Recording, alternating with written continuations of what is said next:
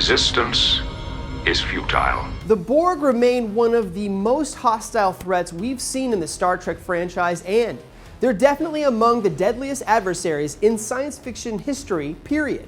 So who are these weirdos? Where do they come from? And does it hurt to have all those tubes and stuff sticking out of their face like that? Well, fire up those cybernetic implants and prepare to be assimilated. This is the Borg Explained. Just picture yourself hurtling through the cosmos, minding your own business, and you run into a giant cube, kind of like this one, just floating there directly in the middle of your flight path. So what do? Do you run? Do you fight? Do you open a hailing channel and try to negotiate? Trick question. Doesn't matter, because whatever you do, the Borg are going to catch you, and if they don't kill you, they'll steal all of your cool tech and rip whatever knowledge you have straight out of your brain and turn you into one of millions of mindless drones filling that cube. This is the Borg. This is what they do. It's literally all they do, and they haven't done anything else for at least hundreds of years by the time humanity finally discovered their existence. And now that Jean-Luc Picard is hitting warp factor 9 on his way back to your many, many video screens, chances are good that the Borg are still lurking out there somewhere, just waiting to turn you and your buddies into creepy little murder cyborgs. The Borg is a hive mind civilization, so they all exist for the same purpose, to serve the collective, which is that hive mind. They travel the galaxy looking for strange new worlds, seeking out new life and new civilizations, except it's so they can just steal all their knowledge, their tech, and their resources. And yes, by resources, well, we mean you. You will be assimilated. Resistance is futile. They say that a lot. It's sort of something you get used to. Anyway, assimilation is the process by which you, a standard run-of-the-mill carbon-based life form, will become part of their collective, whether you like it or not. Hope you like needles and DNA erasing nanoprobes. Oh, and also having a can opener for an arm, because you're definitely getting a can opener for an arm. And if that bothers you, well, in a minute or two you won't really care, because you're totally a Borg now.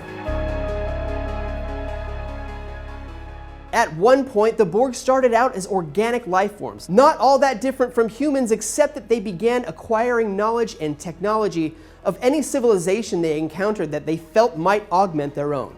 Or at least that's what the Borg Queen told Data in Star Trek First Contact. Their ultimate goal? To achieve perfection through assimilation. The collective designates each civilization it absorbs with a number. Humans, for example, are species 5,618. And the Borg has assimilated at least 10,000 species by the time we last see them in Star Trek Voyager. Here's a brief timeline of the key Starfleet run-ins with the Borg. 2063, a time-traveling Borg sphere arrives in our solar system hoping to change the future, but is blown up by the also time-traveling Enterprise E before that happens. Pieces of the destroyed sphere, containing surviving Borg drones, come to rest near Earth's North Pole. 2153. Researchers find those remains near the Arctic Circle, and if you've seen John Carpenter's The Thing,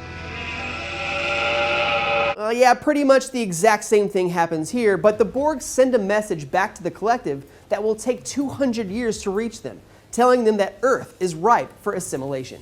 2351. That message reaches the Borg all the way out in the Delta Quadrant, and they dispatch a cube to come check it out. 2365. Captain Jean-Luc Picard and the crew of the Enterprise D encounter the Borg properly for the first time thanks to Q, who is A, an omnipotent godlike space entity, and B, a dick. 2367.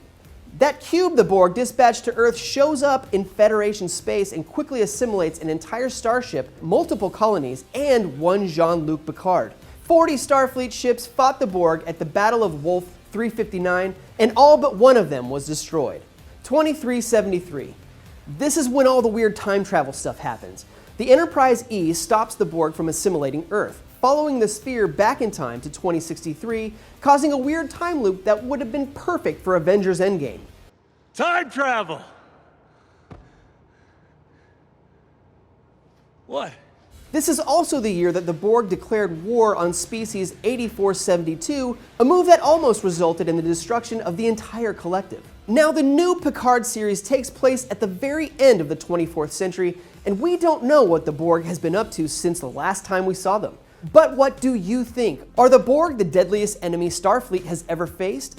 Will his past as a Borg drone continue to haunt Picard in his new series? Energize them comments right down below. Hey, thanks for watching, and now that you're all caught up, here's everything you should watch to prep for Picard. And remember to follow and subscribe to IGN wherever you like to watch.